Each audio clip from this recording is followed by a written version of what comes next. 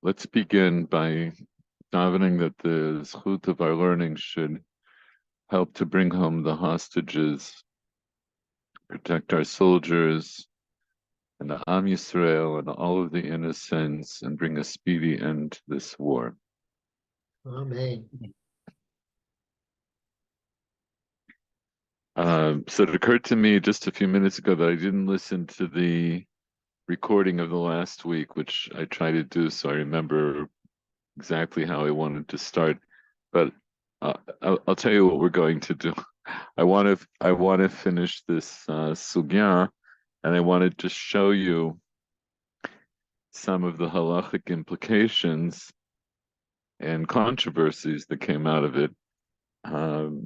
So what we're going to do, we're going to go back to this machoket between Rav Acha bar Yaakov and Rav Papa. We'll start from there. So Rav Acha bar Yaakov amar Yalif Shabbat Shabbaton mishabbat Breshit. Malahalan lo anash eli imkain he's here. Afkan lo anash eli imkain he's here. So what does Rav Acha bar Yaakov learn out from Shabbat Shabbaton?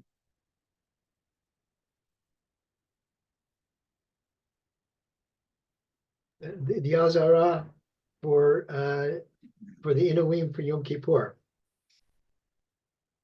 Right. He wants to learn out the Azhara for Inui Nefesh on Yom Kippur. So he says, I'm going to learn it from Gzeira Shava, because it says Shabbat Shabbaton by Yom Kippur, and I'll learn Gzeira Shava to Shabbat Breshit. So just like in Shabbat Breshit, the Torah didn't give a punishment without also giving an Azhara, so here also by Yom Kippur, by Inui Nefesh, the Torah didn't give a punishment without giving an Azhara. That is, the Azhara now is understood in the same way it's understood for Shabbat. So that's Rav Acha. Rav Papa says, Hu gufe Shabbat ikre. Yom Kippur itself is called Shabbat. Dichtiv tishpetu Shabbatchem. So they're both darshaning the same pasuk, but different parts of the same pasuk. If you remember, you looked last time, this is a pasuk in Parshat Emor that starts off by saying Shabbat Shabbaton, and it ends off by saying Tishbetu Shabbatchem. So I had a little bit of trouble understanding Rashi here. I have a better understanding of Rashi, but in order to stay on course, I'm not going to go into the Rashi right now. But right now we have this machloket between Rav Acha bar Yaakov and Rav Papa. So the Gemara says, Bishlama Rav Papa lo amar Rav Acha bar Yaakov, Dikra dichtiv begufei adif. So what does that mean? What's the Gemara saying?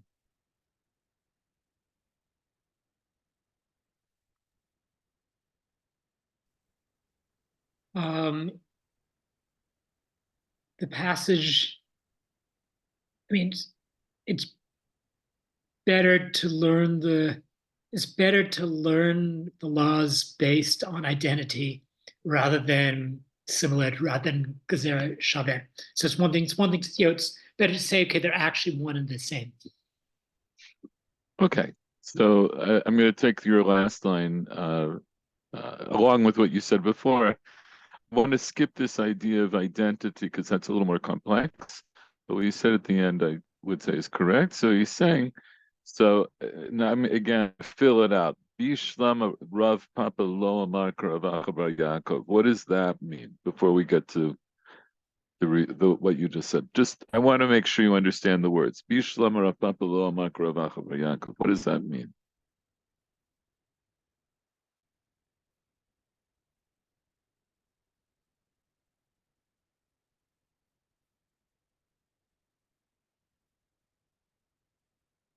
I won't always be able to explain things to you, so you need to remember them.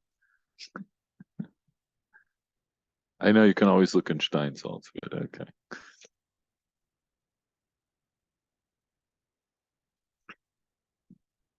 All right, I'll uh, remind. Go ahead. just saying that Rav Papa's source for the Asara is better than Rav Acha bar Yaakov because it's from the pasuk directly rather than a derash. Okay, so you said what both this means and what this means. I want to just focus because this is this line where it says bishlama. Before we get to the reason why it's bishlama, you'll see this in the Gemara as you learn Gemara. This is a phrase that the Gemara uses many times. So what it's saying is we recognize there's a machloket between two people, and what we're going to say is goes better for one. On the face of it, it goes better for one than the other. So the bishlama, which comes from the word shalom, in other words, it goes well, it goes peacefully for Rav Papa, that he didn't say like Rav Acha bar Yaakov. I just want you to understand that that's that phrase. Okay? And then the second part, both you and Michael Werner explained properly, that why is it better? Why does it go well for Rav Papa that he didn't say like Rav Acha bar Yaakov? Because he learns out his din, he learns out this Azhara of Inui from Yom Kippurim itself. So he doesn't have to make Gzeira Shava, and we had a long discussion about that last time. It tells you that if you can learn it out directly from the Torah, that's better than having to learn it from a drasha. So, but then that leads into the obvious question: Ela Rav Acha bar Yaakov ma'ata'ama lo amar Rav Papa. So, in other words, it goes well for Rav Papa, but then by implication, it doesn't go well for Rav Acha bar Yaakov. In other words, since Rav Papa's contention seems so clear and it's more basic than using a drasha, then why didn't Rav Acha bar Yaakov go like him? In other words, why is there machloket at all? So the Gemara answered, Mibaile licheditanya. He needs it for that which we learn in the Braita. What does he need to learn in the Braita? He needs the phrase Shabbat Shabbaton. If the phrase that he already used the phrase Shabbat Shabbaton. That's his drasha. What does he need? the end of the passage that for Rav Papa establishes that they're one and the same. Yes. So he needs the words Tishbetu Shabbatchem that Rav Papa used. He needs that for something else. And that's why he was forced to make a Gzeira Shava based on the words Shabbat Shabbaton. So what does he need it for specifically? So the Gemara names is Braita. V'nitem es nafsho seichem b'tisha l'chodesh yachol yatchil v'yitaneh b'tisha. So once the Torah, and this is also a common form of drasha, which, excuse me, it's going to go through as a word almost word by word, as if it would have been enough for the Torah to say before we get to the next word, or before we get to the next word. So here it says, "V'nitem et nafshotechem b'tisha l'chodesh." So if I just read that much in the Torah, what would I say? Yachol yatchil v'yitaneh b'tisha. That's the plain pshat of the pasuk at that moment, that you're supposed to be mitaneh on the 9th. So then I'd say, okay, so it tells me I have to be mitaneh on the 9th. But what's the very next word? Very next word is ba'erev. So then now I have to change. Ba'erev yachol mishetech. So if the Torah says that you're supposed to be mitaneh ba'erev, then that should tell me, or it might tell me, that you only have to do inui nefesh after it gets dark. That's what would be implied by erev. Talmud lomar b'tisha. But what's the next word after erev? Batisha. It goes Nitem et nafshotechem b'tisha chodesh be'erev. I'm sorry, it's just going back and forth. I mean, so what I said, it's not the next word, it's going back, because it said b'tisha, and then it said ba'erev. So when it said b'tisha, I thought it meant the 9th. Then when it said ba'erev, I thought it meant after dark on the 10th. But if that's true, but it still says the 9th. So it seems like there's an irreconcilable difference here. The Torah seems to be contradicting itself. Ha-ketzad, how can it be? How can we put it together? Matchil mitaneh mibod yom. Mikan shemosifin michol al-kodesh. So how do we put it together? We say it means that you begin the inui nefesh while it's still day. What day is while it's still day? On the 9th. On the 9th, right? And so that tells me shemosifin mechol hakodesh. So from that I learned that we were mosif chol hakodesh. So far so good, but I still haven't gotten to the pasuk of tishbetu shabbatchem that Ravacha needs. But we go on. So we say ve'ein li el b'nisto. So I only have it when Yom Kippur is beginning and its entrance as it's coming in, because that's what it means, b'tisha ba'erev. It's the 9th and then the 10th. B'yitziato minayin. How do I know? Where do I know in its going out? Where do I know what in its going out? Mosifim kodesh lechol.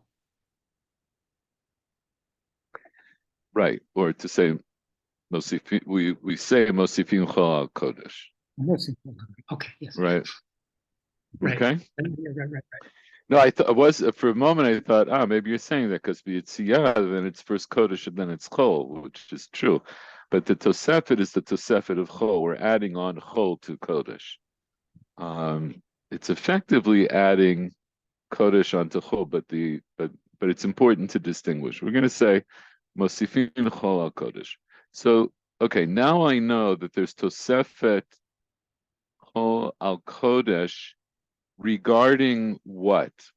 For what purpose do I have to be Mosif Chol al Kodesh? Inui nefesh? No. For Inui Nefesh. No, for Inui Nefesh. Stop over your head. That's the only proof that we've brought so far. Yinitem et nafshotechem b'tisha l'chodesh ba'erev me'erev ad erev tishbetu shabbatchem. So as far as we know right now, the only mitzvah that I see in the Torah of Tosefet Chol al Kodesh is to be Mosif Chol al Kodesh for Yom Kippur for the purpose of Inui Nefesh. So you have to do Inui Nefesh both before and after Yom Kippur. Now we say ve'enli ela Yoma Kippurim. So our proof comes from Yom Kippur. So I only have Yom Kippur for what purpose? To be Mosif Chol al Kodesh. Shabbatot minayin. How do I know I have to be Mosif Chol al Kodesh for Shabbos? Talmud Lamar Tishbetu. Einli ela Shabbatot, Yamim Tovim Minai. So at this point, in other words, the Torah could have stopped there. It could have said Me'erev ad Erev Tishbetu, and the Tishbetu would be extra because the pasuk begins with the words Shabbat Shabbaton. So I understand. I've already established. I'm talking about Yom Kippur at the beginning of the pasuk. It says Shabbat Shabbaton. So the tishbetu at the end would be mosif. It's going to add on something that we didn't know from earlier in the pasuk. So tishbetu is going to be mosif Shabbat. In other words, now I have to be mosif chol al kodesh for every Shabbat. How do I know I have to be mosif chol al kodesh also for yamim tovim? Minayin Talmud Lomar Shabbatchem, the last word in the pasuk. Because once I say tishbetu, presumably I don't need to say Shabbatchem. It's the object of tishbetu would be obvious, but since it adds Shabbatchem, I understand that also is a ribui. It's telling me more than what would be obvious from the pshat. Haketzad, kol makom shenemar shvot, mosifim echol hakodesh. Any place where the Torah says to be shovet, to rest, to withdraw from malacha and so forth, you have to add from chol al kodesh. Okay, so at this point in the Gemara, just to remind us, so we had a machloket Rav Acha Bar Yaakov and Rav Papa about how we learn the Azhara for Inui Nefesh on Yoma Kippurim. Rav Acha Bar Yaakov says, I learn it from Gzeira Shava, from the word Shabbat Shabbaton. Rav Papa says, I learn it from Yom Kippur itself, from the words Tishbetu Shabbatchem. Why didn't Rav Papa say like, a second.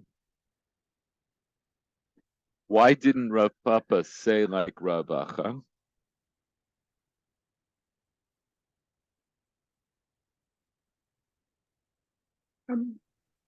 Because he needed. No. Why did Rav Papa not say like Rav Acha? His argument is stronger. Because his argument is stronger. In a sense, it's more obvious. And his argument was that we learn it from the verse itself. You learn from the verse itself about Yom Kippur itself. I don't need to bring in Shabbat Bereshit to tell me the Azhara, because I'll learn it out from the words Tishbetu Shabbatchem, and then I understand Yom Kippur is a Shabbat, just like any other Shabbat. Why didn't Rav Acha Bar Yaakov say like Rav Papa?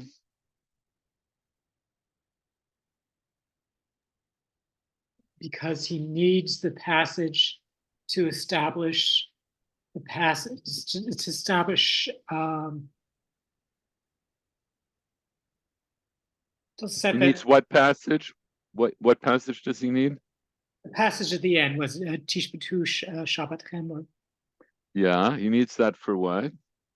To establish that we add Hol to Kodesh on both ends. That we add. The last part you got a little bit wrong, but he needs it for what the Breita learned out, that we need to be, that we learn out from, that we're Mosif Chol al Kodesh when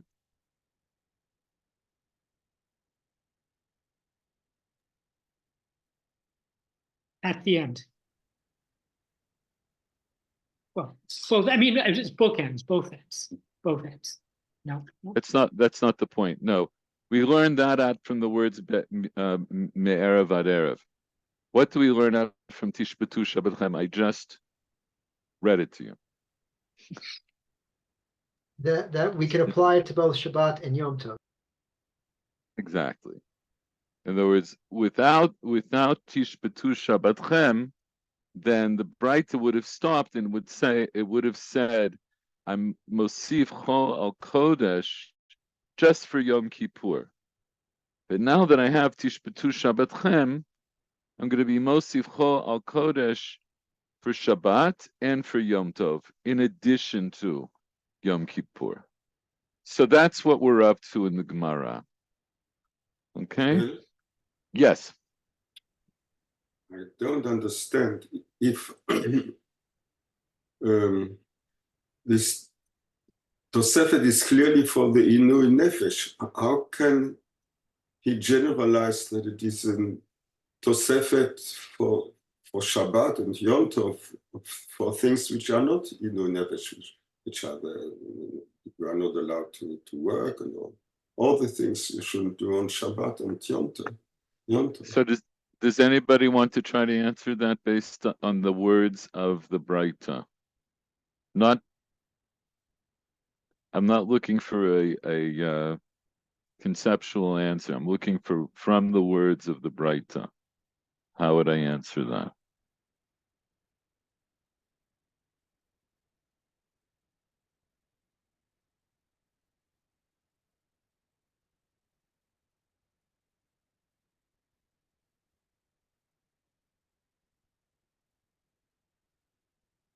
It's a completely reasonable question.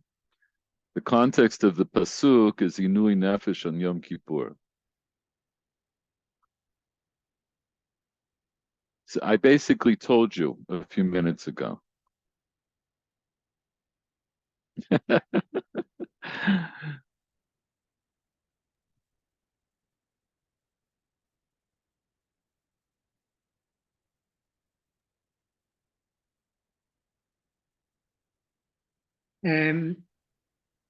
I suppose I'll have you tearing your hair out, but no, I don't have any. I don't have much left to tear out, so don't worry. Go ahead. The Baraita is talking generically. Is just the Baraita is simply talking about duration of time, not what happens in this duration of time. Okay, you're. I understand where you're going with it. You're again. It's actually I think it's a very straightforward thing, which I said to you a few minutes ago. The drasha in the Braita of Tishbetu Shabbatchem. What's the basis for the Braita to darshan the words Tishbetu Shabbatchem? Why are they the foundation of a drasha? They are superfluous because the verse begins with Shabbat Shabbaton. Very good. So now, Paul, you may feel this doesn't fully answer your question, but this is the first answer that you have to give. The first answer you have to give is, yes, the pasuk, the context of the pasuk begins with Inui Nefesh, Shabbat Shabbaton, Hu Lachem V'initem et Nafshotechem. But then the question is, why does the Torah add on the words at the end, Tishbetu Shabbatchem? So those I don't need if I only need to learn for Yom Kippur. So then I'll add in one more step that the Braita didn't say but assumed, which is then I'll say, okay, Tishbetu comes to add Shabbat, and Shabbatchem comes to add Yom Tov. But for what purpose does it add Tosefet Chol Al Kodesh for Shabbat and Yom Tov? It can't be for Inui Nefesh. There is no mitzvah of Inui Nefesh except on Yom Kippur. So rather, I'll take it Yoter Pashut, Tishbetu Shabbatchem, that it just tells me that when, like the bright ends off, anywhere the Torah says Shvot, or Shvot, anywhere the Torah says Shvot, it means you have to be Mosif Chol Al Kodesh. And it's picking up from what came immediately before it in the pasuk, which were the words Me'erev ad Erev. Me'erev ad Erev tishbetu Shabbatchem.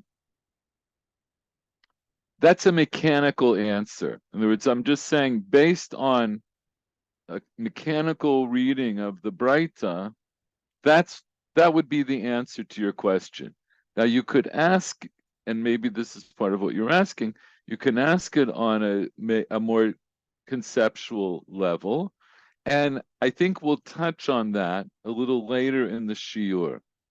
But because now what's going to be significant is that I'm going to be Mosif Chol Kodesh for Shabbat and Yom Tov for things that are pertinent to Shabbat and to the Kedusha of Shabbat and Yom Tov.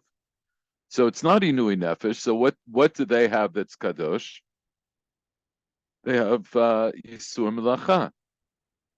So for Yisur Melacha, I'm going to be Mosif Chol Kodesh. I'm going to leave it at that for the moment because I want to press on, and you'll see, hopefully before the end of the shiur, why it's a good question and why this is not going to be a simple. There won't be a simple conclusion here.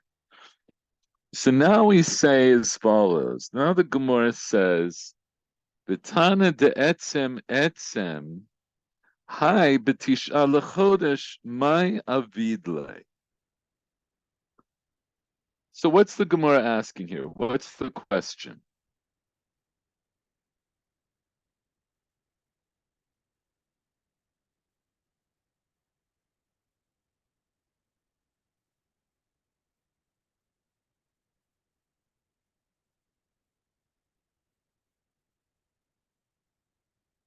Okay, first, what do the words mean? Tana de etzem etzem. What does that mean? It's talking about the similar language in both in the passage about Yom Kippur and, let's say, Shabbat Bereshit. Both use both. They both say No.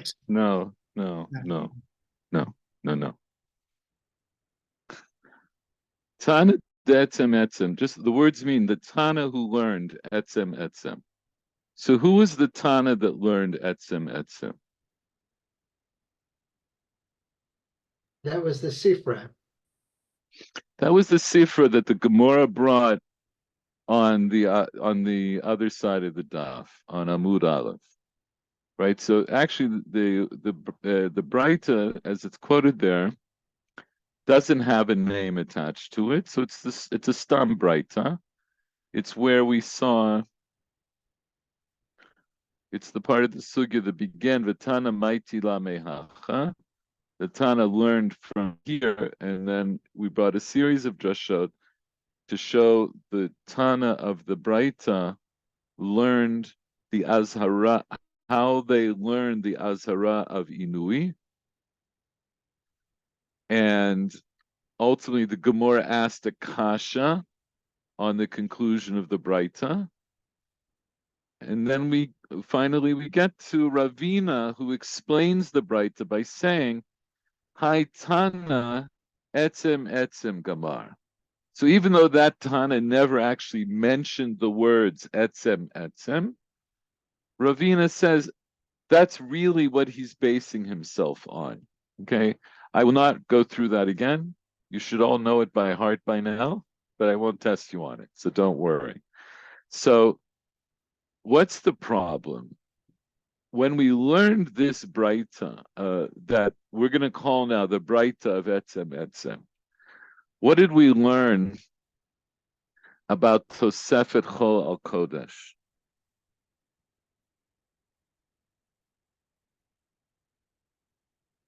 It was actually the first thing that the Braita addressed was a question of Tosefet. It's bookends. Michael, you have to speak in full, clear sentences. Not just you, all of you. But especially me. It applies both at the beginning and at the end. What is it? It isn't clear. Tosefet a whole Kodesh. What did the Braita teach us about Tosefet?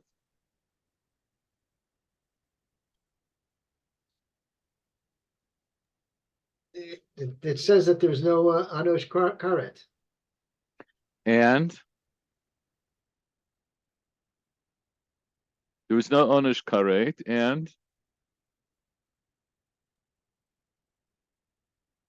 no Azhara. Right? But what does the Braita assume? It assumes that there is such a thing as Tosefet.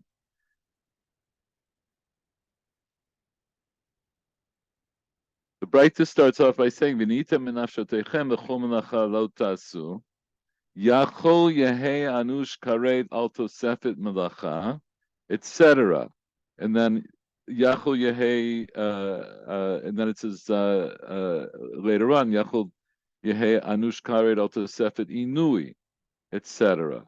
And then yachol yehei muzhar al tosefet melacha, and then finally Yachol Yehei Musar al Tosefet Inui. So the Braita began with an assumption of what? What did the Braita assume? The Braita already assumes that there's such a thing as Mosifin Michal HaKodesh. Very good. The Braita starts off with an assumption that there's such a thing as Tosefet Chol al Kodesh. And then it says, maybe I'm anushkaret for that, or maybe there's at least an azhara for that.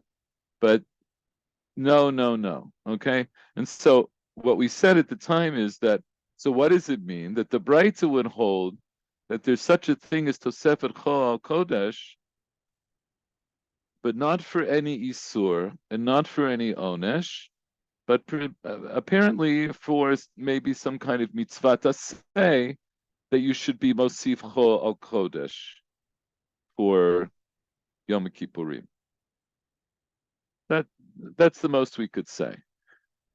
So now we come to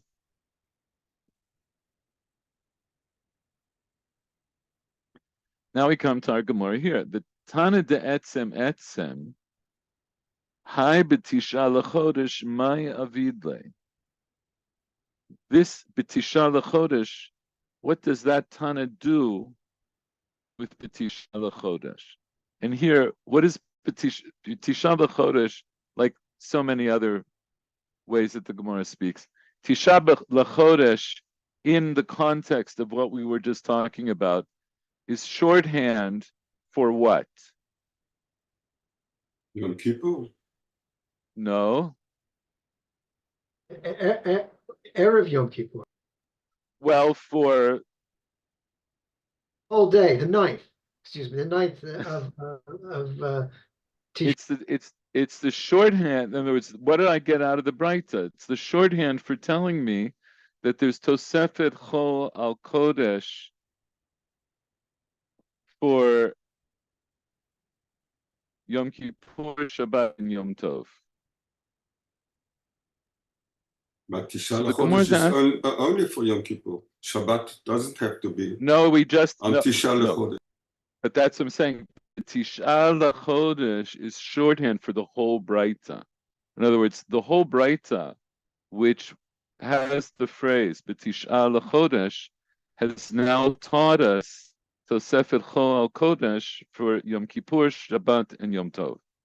And now we're asking, so what is the Breita of Etzem? What is he, with the Tan of the Breita of Etzem? What does he do with this whole drasha of Tisha l'chodesh? So what's the Gemara actually asking here? So the way Rashi understands the question, let's look at Rashi. Rashi says, Tana de etzem, mi de itzrich limute l'tosefet hachol me onesh ume azhara, mi me l'shma'inen de mosifin. V'hai v'initem b'tisha my avidle. So what is Rashi saying? Since he needs to exclude the Tosefet of Chol from Onesh and Azhara. Another, who excluded Tosefet Chol from Onesh and Azhara? The Sifra. The Sifra, the Tana, the person we're calling now Tana de Etzem. So in that he needed to be Mima'et, he excluded Tosefet Chol from Onesh and Azhara. Mimei Shma'in and Demosifin. So it tells me by implication automatically that I am Mosif. In other words, what Rashi is saying is the way the Gemara brings down the Tana de Etzem,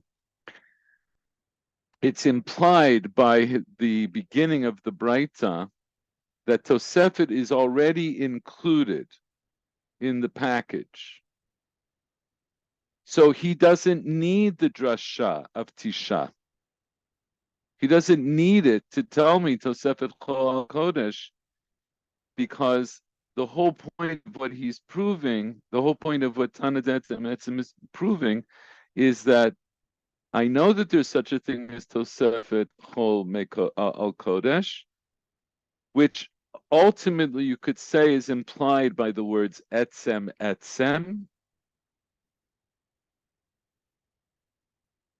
And so he doesn't need this Breita that the Gemara just brought.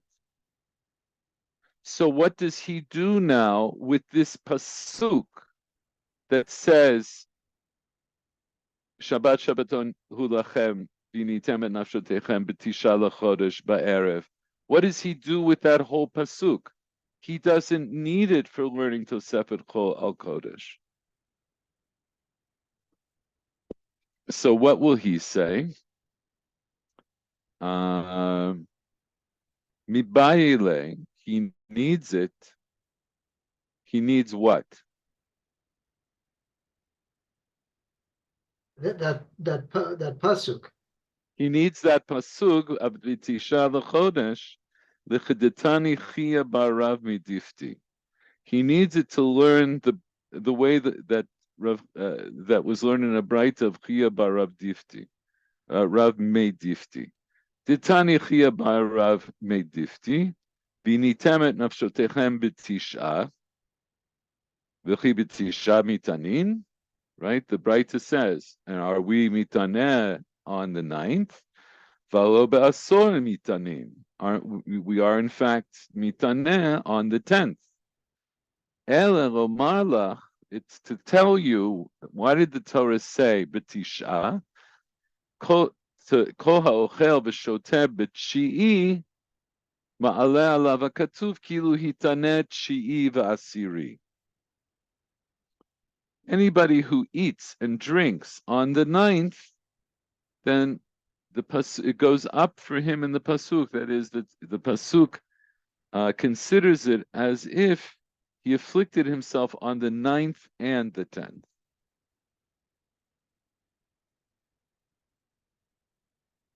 So now I have another way of understanding the pasuk of B'tisha l'chodesh. And it's not for Tosefet Chol Kodesh. It's to tell me that when you eat on Erev Yom Kippur, it's as if you have fasted on the 9th, along with your actual fasting on the 10th.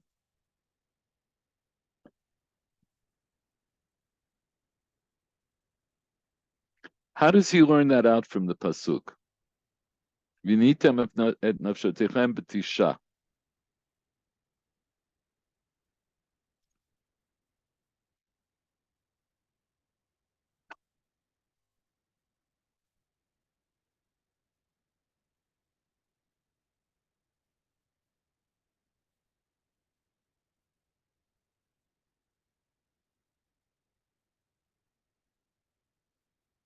Let's look at Rashi.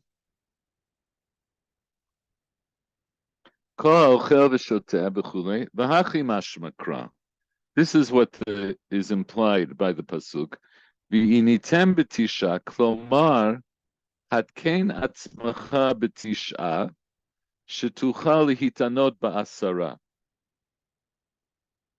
Essentially, prepare yourself or fix yourself on the 9th in order that you will be able to fast on the 10th. Inui, but since the Torah literally produced it, brought it out in a language of Inui by saying, in other words, the Torah could have said, like what Rashi said, but it says, with the intent of telling you that you need to prepare yourself to fast on the 10th.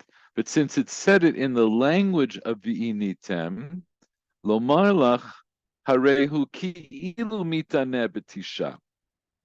It's as if you're also afflicting yourself on the 9th. That is, and what would that mean? It's as if you're afflicting yourself on the 9th. It would mean that eating on the 9th is part and parcel of the affliction that you will experience, that you will do on the 10th. It's all one package. Is eating the Sodam second, is this also an Inui?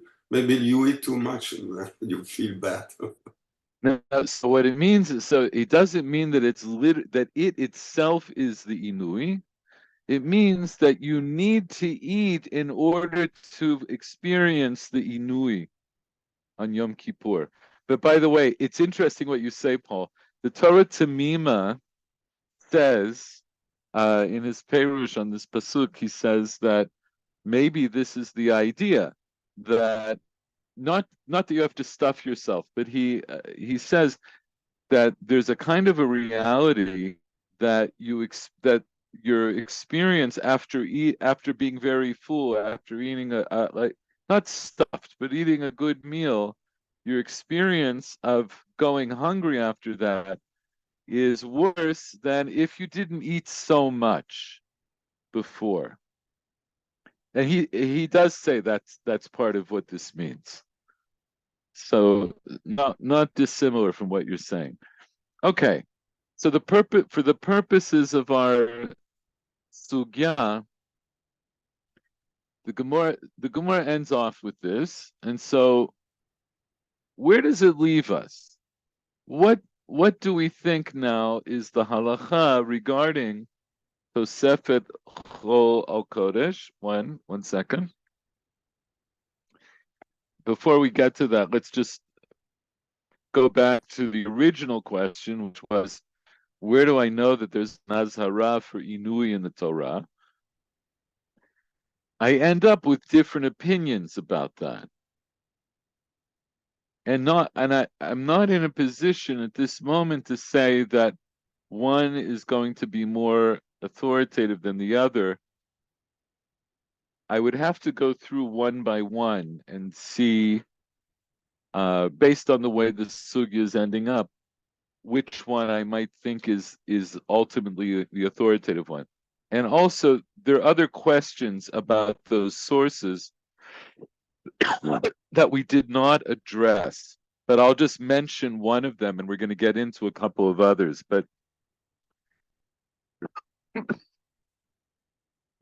in terms of finding a source of the Azhara, it starts with the Braita from the Sifra, and then based on Ravina's understanding of that.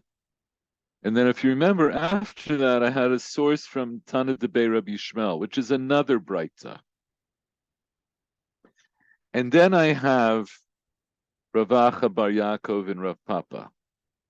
So one question that you might ask is, granted, I have the Tana of the Sifra. Granted, I have Tana Debei Rabbi Yishmael, because those are both Tanaim, and they didn't agree about where we get the Azhara from, but they're Tanaim, and they can disagree. What gives the authority to Rav Acha Bar Yaakov and Rav Papa to come along and introduce other sources without a Braita?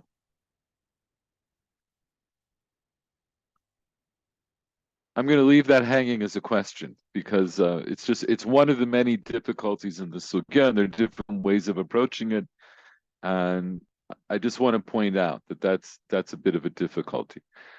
So, but what I would say when I come to the end of this sugya, now we're at the end of the sugya, I would say that it seems like everyone knows that there is an Azhara for Inui Nefesh on Yom Kippur. It's just a question of where I learn it out from, which is a little bit different than Reish Lakish, who questioned it a little bit differently, which is essentially, why didn't the Torah just say explicitly an Azhara? And we don't get a real answer to that, because Rav Ashi says it could have. But what we get from the rest of the sugya is that the Torah gives us the Azhara by implication. Fine.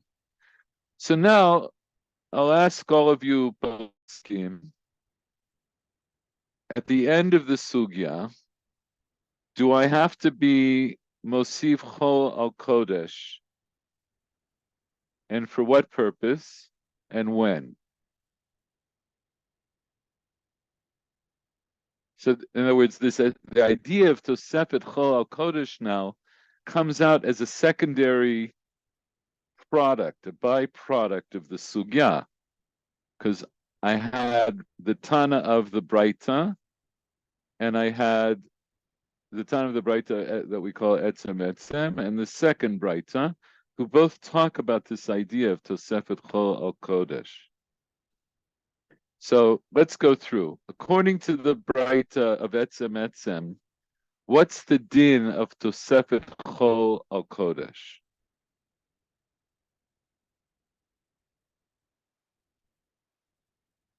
it's required, but there's no onesh, or no, at least not onesh karet, and there's no azhara.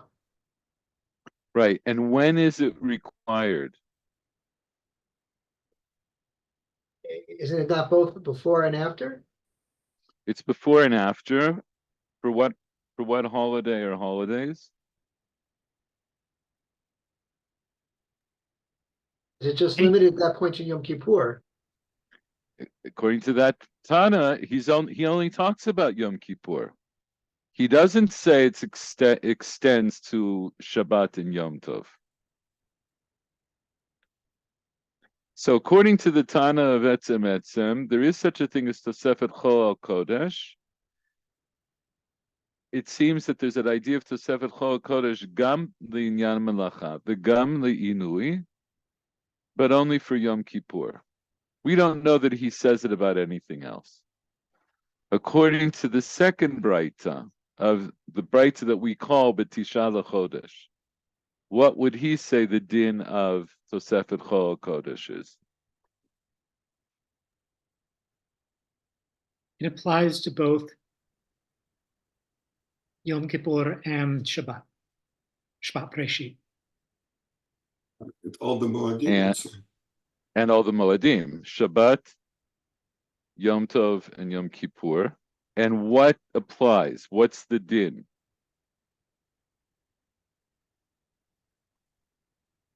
Tosefet Chol Kodesh. For what purpose? What do you have to be? What do you do or not do during the Tosefet? For the purpose of the Isur Malacha. And Inui on Yom Kippur. And Inui on Yom Kippur. So the question of what about Melacha on Yom Kippur?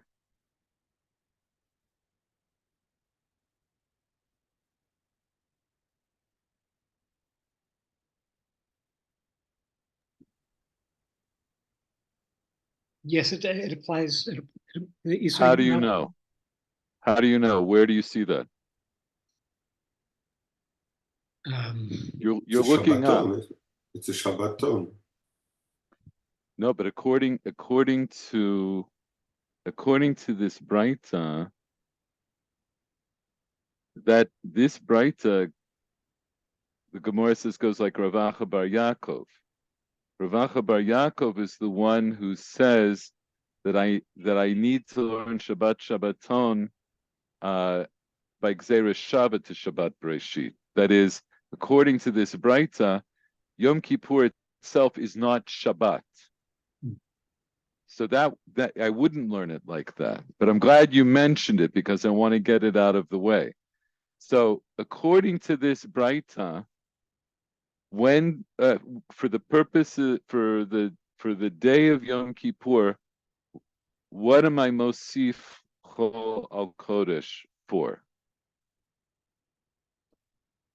I'll just say, in other words, from this Braita, the only thing that I know for sure that I have to Tosefet Chol al Kodesh on Yom Kippur is Inui Nefesh.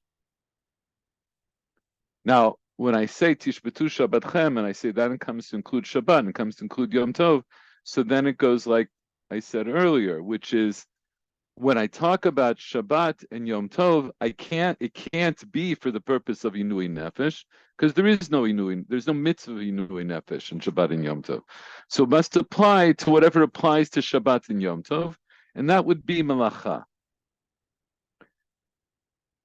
But I don't know from this Braita that there's Tosefet Melacha on Yom Kippur. So this would be a machloket then. I could say there's two machlokot between Tana de Etzem Etzem and the Tana of the second Braita, the Braita of B'Tisha. According to the Tana of Etzem Etzem, there is such a thing as Tosefet Chol al Kodesh for Yom Kippur. for some kind of mitzvah say that you should be mitaneh before and after, and you shouldn't do malacha before and after, but there's no punishment for it, and there's no isur if you do it. But you would be mevatel a mitzvah say. According to the Tan of the second Braita, there's such a thing as Tosefet Chol al Kodesh for Yom Kippur, for Inui Nefesh. You have to start fasting early and end your fast late. And there's such a thing as Tosefet Chol al Kodesh for Shabbat and Yom Tov, that you can't do Malacha before and after Shabbat and Yom Tov. But I don't know that there's Tosefet Malacha on Yom Kippur. So now, we're going to look at some of the poskim and see how they paskin this sugya. Before, go ahead. I don't see here, but maybe there's otherwhere. How long is this Tosefet? Somebody says that it's in Sha'az Manit or something like this. So you asked this the other day, and I put you off. I think we'll have time. I will show you. There's discussion about what it's a very, what you're asking is a halacha l'maaseh question. It's a practical question. So there's such a thing as Tosefet Chol Kodesh. So when does that begin before and when does it end after? So we'll see. I'll show you. We'll talk about it. But for the moment now, I have this question. If I'm a posek and I'm coming along and I want to understand this question, Tosefet Chol Kodesh, I need to know when it applies, in other words, for which moadim, and for what purpose does it apply. So I'm going to start with the Rif.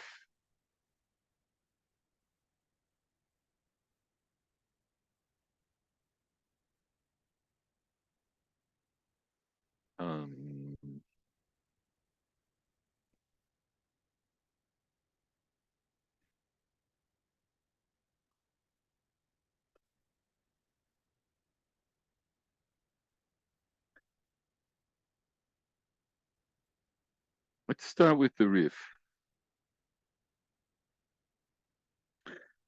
Before we start with the Rif, I saw that Michael Schwartz had to excuse himself for a moment, but so I'll just mention something.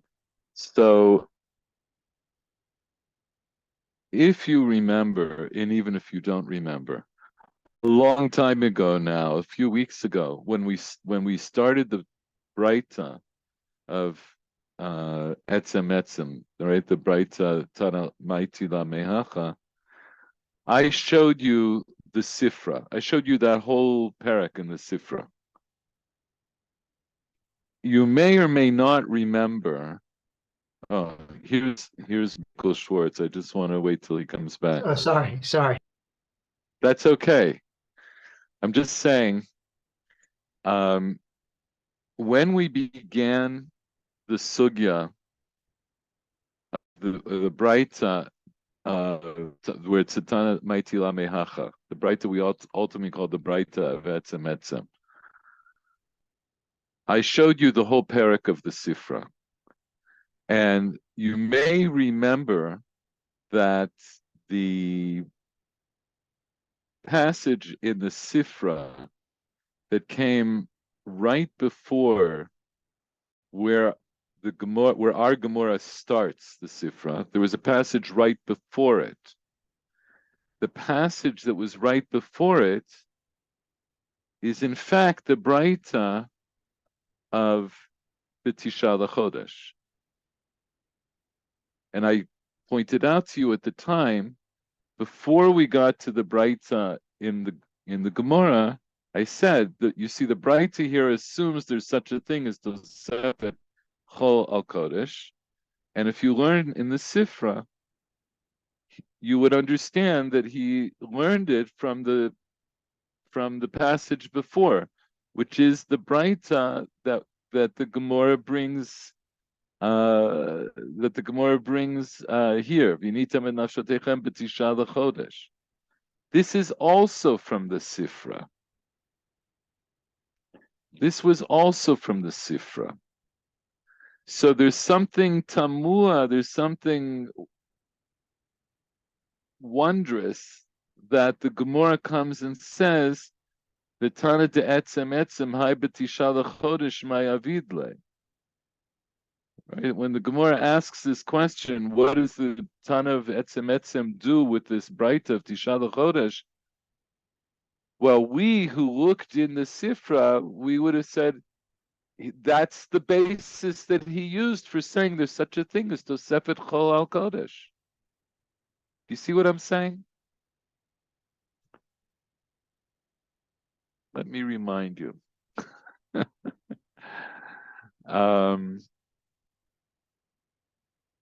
Oh, hold on a second.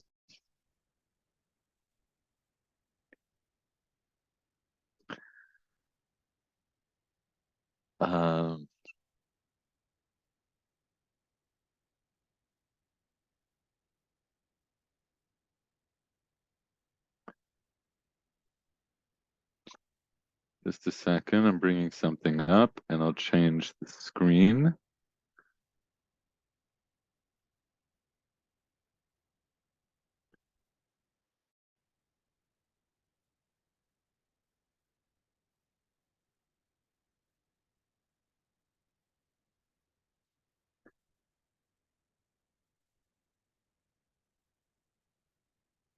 This is the parsha in the Sifra that has our Braita. So our Braita starts, in other words, the Braita, the way it begins, with Gemara says Tana Maiti La Mehacha,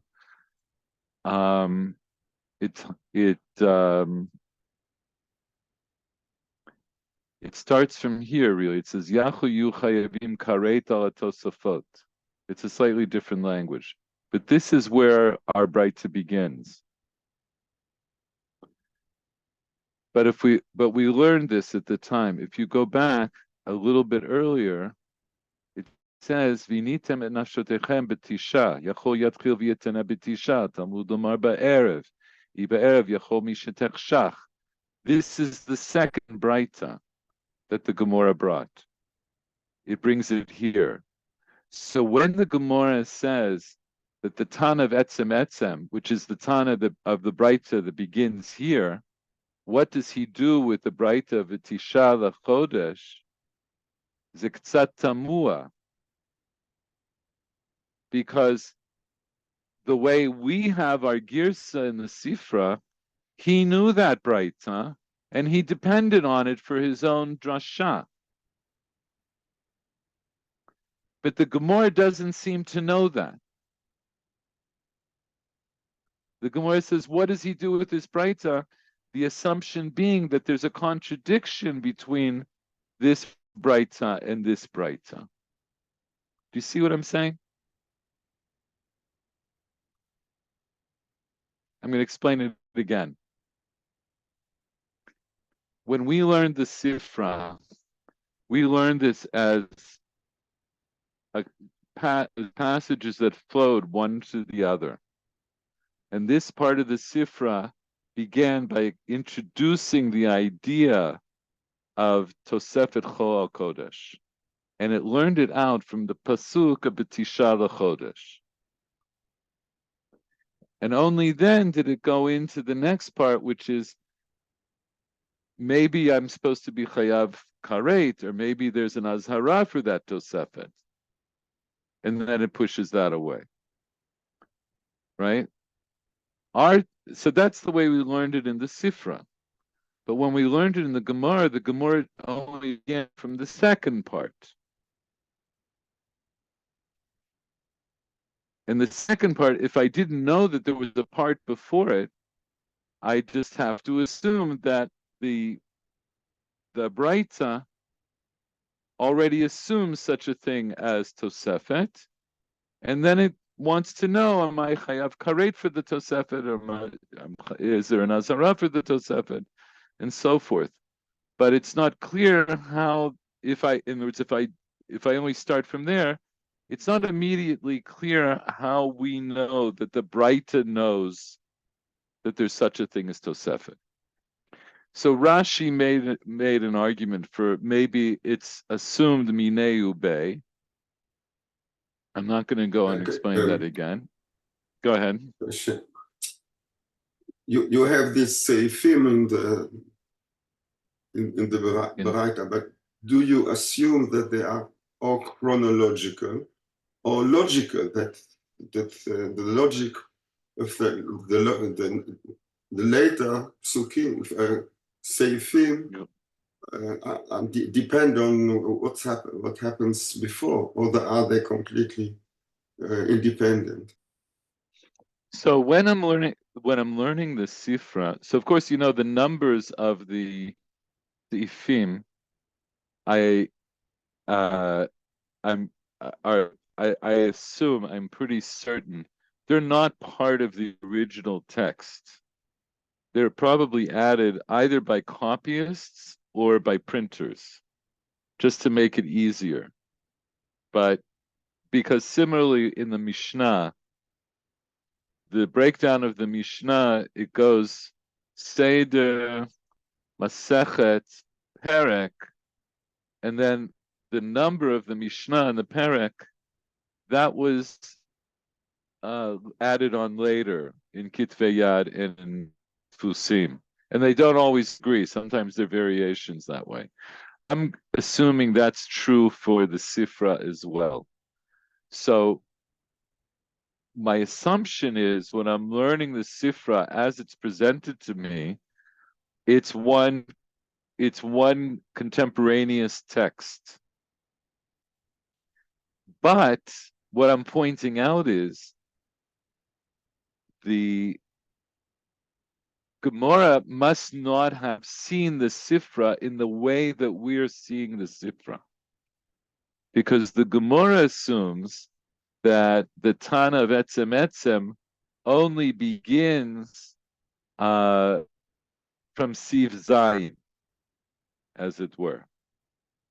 And Siif Hey and Vav, which is the Braita that we call the Braita B'Tisha L'Chodesh, the Gemara seems to assume that there's some kind of contradiction between that and the rest of it. So I'm pointing this out because, first of all, the problem presents itself. If you learn the Sifra, it's very hard to understand the Gemara's question about, you know, Tana de'etzem, you know, my avidle. What does he do with B'Tisha L'Chodesh? I'd say my avidle. It's part of his Braita, but the Gemara didn't know that. So my assumption is going to be that at that time when the Gemara was asking that question, they didn't see the Sifra the way we have it in front of us. That's all I can say about it right now. Based on the information that I presented you, that's the most that I can say about it right now. So I wanted to point that out. And this was one of the things that was really driving me crazy at the end. There are many things that drove me crazy in the sugya, but when I got to this part of the sugya, I had a very hard time understanding it. Rashi tries to explain it. I'm not sure that Rashi's Sifra was different than the Gemara's Sifra. I don't know. But Rashi tries to give an answer. Rashi tries to explain what the problem is for the Tana of Etzem Etzem, and Rashi doesn't say, but in our Sifra, you know, there's no contradiction because it's the same Tana, it's the same Braita. Rashi doesn't say that, so I don't know exactly what was in front of Rashi either. But it's a question what the Gemara saw and what its version of the Sifra was at that time. It's a question. It's a question for, you know, so I will tell you, the last 2 or 3 weeks, I've been looking to find someone who talks about this question because it seems like an obvious question. So I did find a couple of places. One of them is the Korban Aharon, which is a Perush on the Sifra. And I actually, 2 weeks ago, I printed it out because I wanted to read it over Shabbat I didn't finish going through his whole Perush. It's 10 pages long, printed out on A4 pages without spaces. It's very, very long. And I went over the first 2 or 3 pages where he lays out some of the questions just to make sure. And I saw that some of his questions coincided with some of my questions. So I am encouraged to go on and try to conquer that Korban Aaron. And then recently, just in the last few days, I saw there's a Lechem Mishnah on the Rambam that it seems to address at least. I'm not sure if he addresses that specific question. I mean, he addresses part of this question. And with that, now I want to show you the Rif and the Rambam. Okay, I want to switch this over, but I wanted to point out that problem. But now, let's look and see how did the Rif paskin on this part of the sugya. So we're looking at the Rif, and he brings the Braita beginning with B'tisha L'chodesh. If you want to know what he brings before this, he doesn't bring this whole sugya that where we have the question of Reish Lakish and the Braita and on and so forth, as is the way of the Rif. As I've told you, the Rif is going to edit out the parts of the Gemara that he doesn't need to show you the halacha. So he's going to show us the parts of the sugya that he holds the halacha. So he doesn't have to do all of the shakla v'tarya. He doesn't have to do all the discussion. So this is what he brings down. He starts from the end of the sugya with the Braita of B'tisha L'chodesh. Tanu Rabbanan, vinitem et nashotechem b'tisha l'chodesh.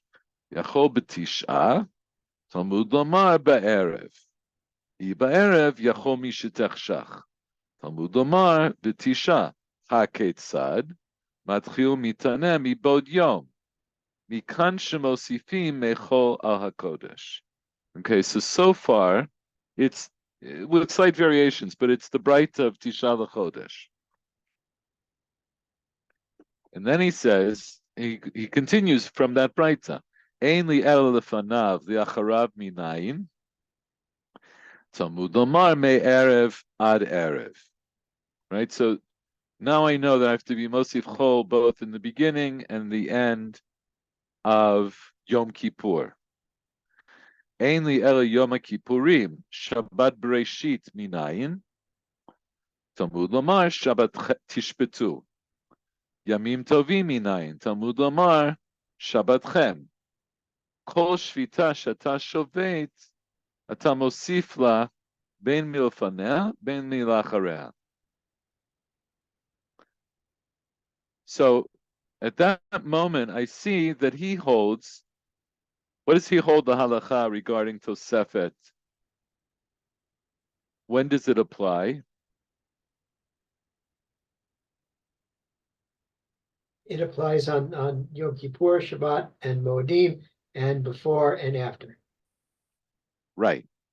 And then he says, Yachol Yehu Chayavin Kareta Tosefet. Talmud Lamar V'chol Nefesh Taseh Kol Melacha Be'etzem HaYom Hazeh V'Avarati V'Adi Ela Nefesh Ahi Al Atzmo Shel Yom Ata Anush Karet Ve'e Ata Anush Karet Al Tosefet Melacha. Where do we learn that from? We learn that from the first Braita. But as I just reminded you, I also learn it in this order in the Sifra. The Rif is essentially bringing me the Sifra as we see it in our Sifra.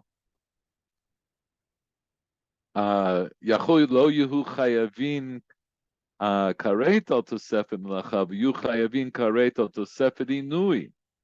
Talmud lamar ki chol hanefesh asher lo tuneh be'etzem hayom hazeh v'nichreta al atzmo shel yom ata anush karet ve'ata anush karet al tosefet inui. So he brings the next part of the Braita from the Sifra. And what does he tell me? That there's no Onish Karet for the Tosefet before and after. What does he leave out of this part of the Braita?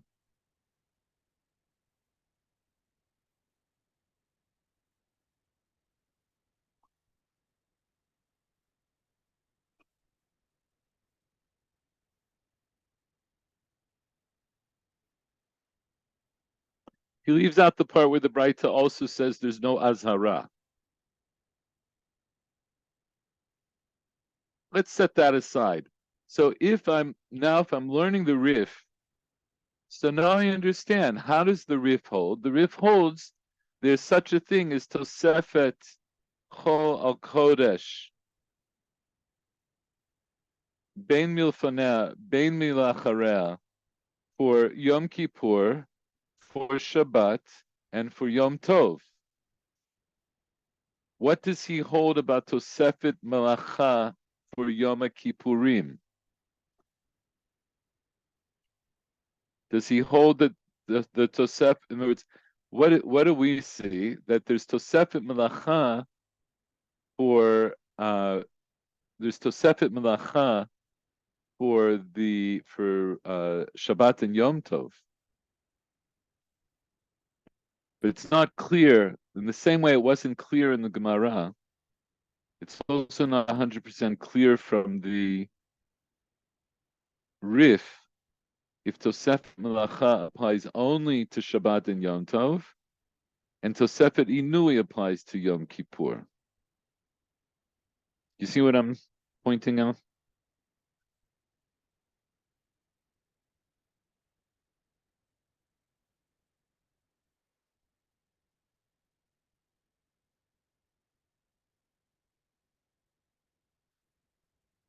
I can learn the Rif. I can kind of learn the Rif either way. That maybe he's implying that there's Melacha, Tosefet Melacha, also for Yom Kippur, as well as for Shabbat and Yom Tov. But we understand that the right that he's bringing starts off with Inui, etc. And its conclusions Mikancha Mosifim Echal Kodesh. Ein le ela lefanav lacharav minayin Talmud lomar me'erev ad erev ein le ela Yom Kippurim Shabbat Breshit minayin, etc. And then eventually I get to the part Yachuyu chayavin karet al b'chol nefesh taseh kol melacha be'etzem hayom hazeh. So based on him bringing this kol nefesh taseh kol melacha be'etzem hayom hazeh v'varati Atzmos shel Yoma ta'anush karet v'yata anush karet al tosefet melacha. So there is such, but it maybe by implication is you're not chayav karet for tosefet melacha on Yom Kippur, but you're still not allowed to do it. That's the Rif. Let's look at the Rambam.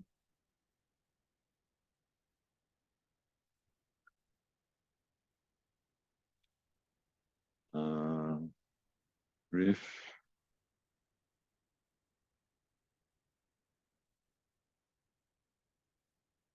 Wait a second.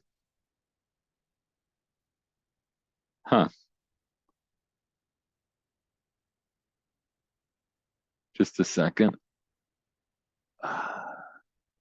Oh, I know why it's not brought up. When I was doing the preparation, I was doing it from an actual book. So just give me a second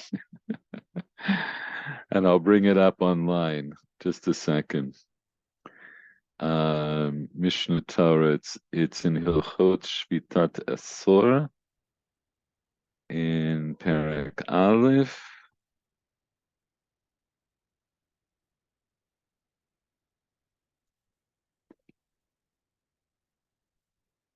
Okay. How does the Rambam paskin?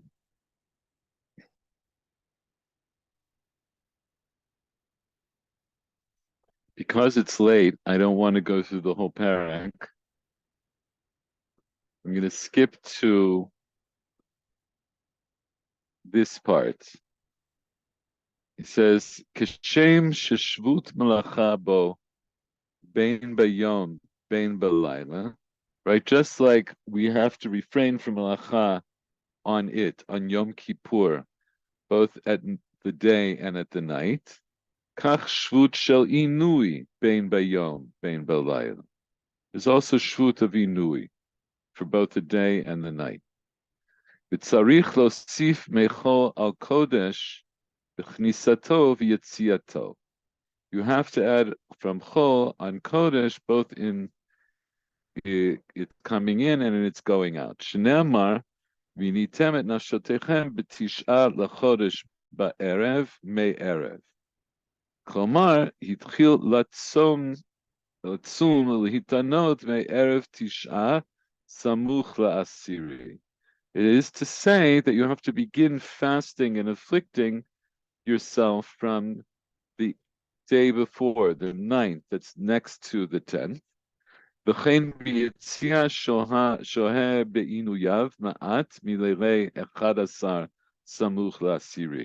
Similarly, you have to continue, you have to wait a little longer with your inuyim at night from the 10th to the 11th. The night that's 11th, that's close to the 10th. Shneamar me'erev ad erev tishbetu shabbatchem. And so, based on what we see in the Rambam, for what purpose is there Tosefet on Yom Kippur? For what halakha is there Tosefet on Yom Kippur? I'm a little bit dim right now, but Ainui Nefesh and Malacha. You should have stopped with Ainui Nefesh. Okay? The way the Rambam presents this is how he presents it. He says, just like there's Shvut Melacha for the day and the night, there's also Shvut Ainui for the day and the night. V'tzarich osif bechol kodesh b'knisato v'yitziato shneamar v'initem et nafshotechem b'tisha. What's the proof? The proof that you have to be mosif chol kodesh is from the lashon of inui. So based on the Rambam, now I would understand that the only din d'oraita to be mosif chol al kodesh is going to be Osafat Inui Nefesh on Yom Kippur. What about for Shabbat and Yom Tov? He doesn't say here anything about Shabbat and Yom Tov. And in fact, if you look at the Rambam in Hilchot Shabbat, Perek,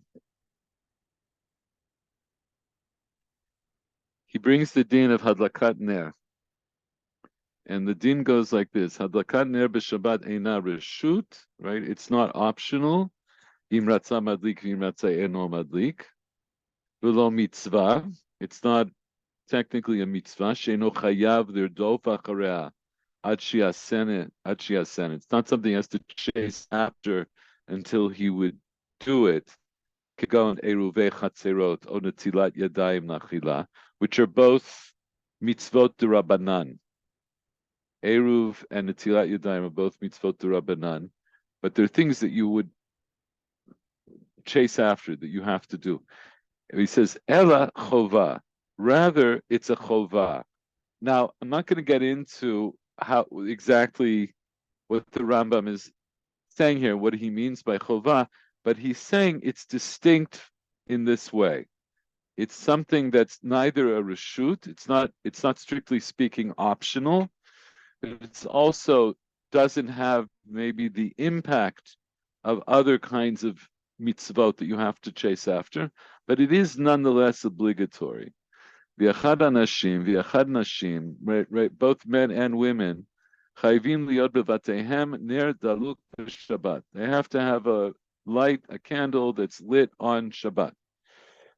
Afilu ein lo ma yochal, shoel ha'ptachim v'lokech shemen madlik haner. Even if he doesn't have anything to eat, he has to go begging at doorways to take oil to light a candle. Shezeh bichlal oneg Shabbatu, because this is part of oneg Shabbat, to have a light in your house on Leil Shabbat. And Chayav Levarech Kodem al Shabbat. Okay.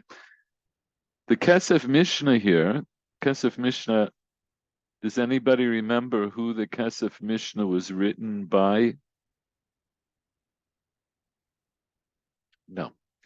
Kesef Mishnah was written by Yosef Karo, and it was his comments on the Rambam to try to, the main purpose of his Yerush on the Rambam was to bring sources for the Rambam. But here he makes this comment. He says, Rabbeinu lo hiskir po din tosefet mechol ala kodesh. In other words, here we're talking about lighting candles for Shabbos. This would be the place where the Rambam should say they have to be mosif chol al kodesh.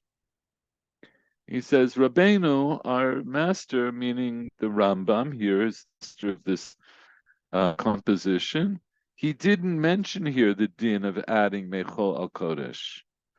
The katav hey harav hamagid. I was going to show you this, but we're running out of time. The Magid Mishnah, who's an earlier nosei kelim of the Rambam, an earlier perush of the Rambam, who also he wrote in order to try to explain the sources for the Rambam. Back in Hilchot Shvitat Asor that we were there, if I could show you, Al Makom, he's going to quote the Rav Magid, what we call the Magid Mishnah, Beperek Alf Hilchot Shvitat Asor. The reason the Rambam didn't bring this and hold this way, Mishum Delet Le Tosefet Dvar Torah Ela L'inui Yoma Kippurim Levad. The Magid Mishnah says, he says the Rambam only holds that Tosefet Chol Kodesh applies for one thing and one thing only, for Inui Nefesh on Yom Kippur.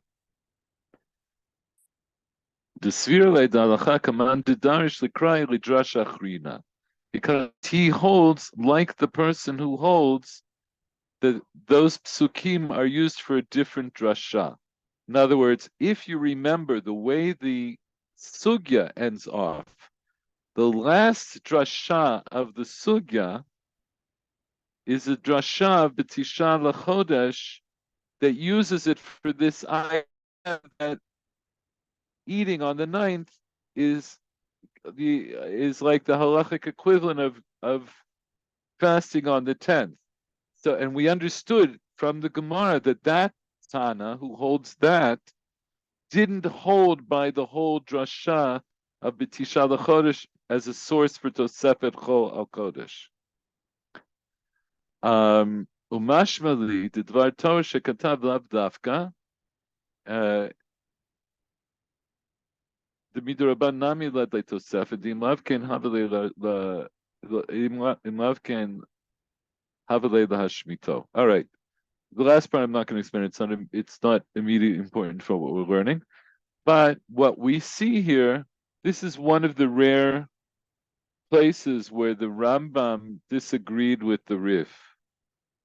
So the Rif, Bimfurash, holds that there's Tosefet Chol al Kodesh for Yom Kippur, Shabbat, and Yom Tov. It seems like the Rif also holds that the Tosefet for Yom Kippur is not just for Inui, but also for Melacha. That's a little bit unclear. But the Rambam holds there's only Tosefet Chol Kodesh Midioraita only for Yom Kippur and only for Inui Nefesh. Paul, as to your question about when do we do the Tosefet, because it's now 9 o'clock, I'm going to leave that for next time. So next time I'll show you, I'll skip a few hundred years and we'll look at some of the halachot that come out of this. But what I will tell you is the Rambam is essentially a dat yachid. He's basically the only Rishon that holds the Tosefet Chol Kodesh Midioraita only applies to Inui Nefesh on Yom Kippur. Most other Rishonim hold like the Rif, that Tosefet Chol Kodesh applies for Yom Kippur, Shabbat, and Yom Tov. And we'll see that. We'll see that later. But that's it for now. As usual, I went on later than I wanted to, but at least now, finally, I'll say, for the purposes of our class, the sugya is finished. And next week, we will examine some of these halachic questions, in particular, Paul's question about so what does it mean? How much time do I add? When do I add it? Those are very important questions. So we'll look into that next time. Any last questions, comments, criticisms? Okay. Have a good week. And next week, hopefully, I will be joining you from the United States. Right. Thank you. Good night. Bye-bye. Asiyat Tova, regards to the Golden Medina. I can count on you for calling United States the Golden Medina every time. And nothing is not predictable. Laila Tov. Bye-bye.